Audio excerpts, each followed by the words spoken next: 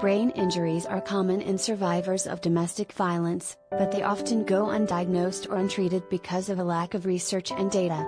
Senators Catherine Cortez Masto, Democrat Nevada, and Joni Ernst, Republican Iowa, are trying to change that.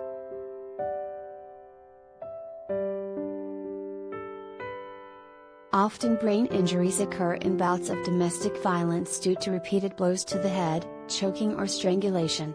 Scroll below to read the Protecting Survivors from Traumatic Brain Injury Act in full.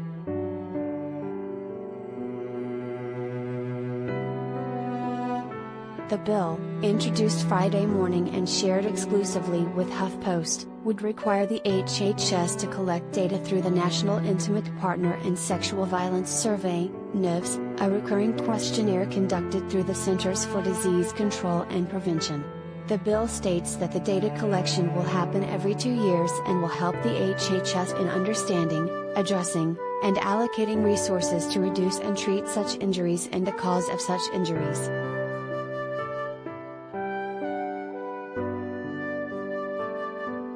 We don't have the data that we need.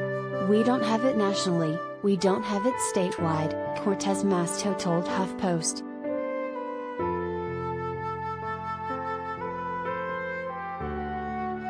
The senator said the bill is a continuation of her work as Nevada's Attorney General, when she worked for 8 years with the Domestic Violence Prevention Task Force to create laws to address issues of intimate partner violence.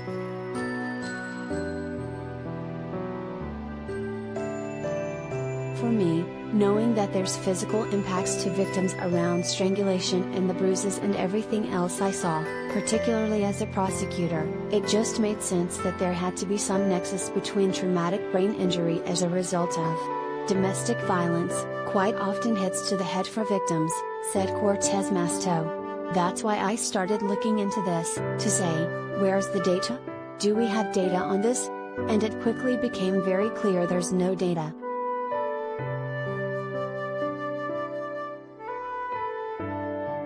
Cortez Masto and Ernst have been working on the issue of brain trauma in domestic violence victims on a federal level since 2018, when they helped pass bipartisan legislation requiring the Government Accountability Office to detail federal efforts to study the prevalence of brain trauma in situations of intimate partner violence.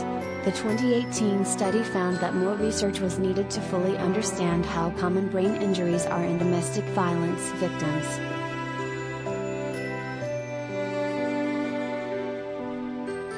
Nearly 1 in 3 adults are survivors of domestic violence, an issue I've long worked to combat as a survivor myself, Ernst told HuffPost.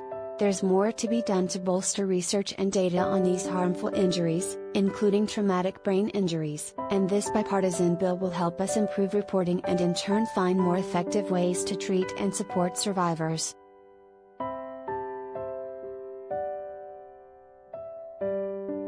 Domestic violence affects more than 12 million people every year, according to the National Domestic Violence Hotline.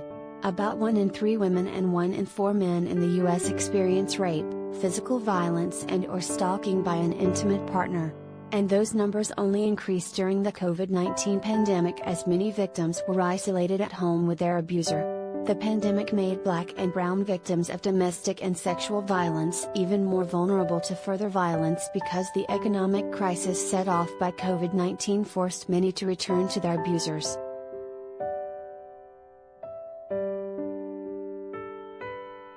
In addition to better protecting victims, the goal of the bill is to ensure providers are educated on the physical effects of intimate partner violence, said Cortez Masto. This is important for our treatment providers to be able to understand what is happening here so they can do the appropriate screening and assessment of victims when they come into contact with them at the very beginning.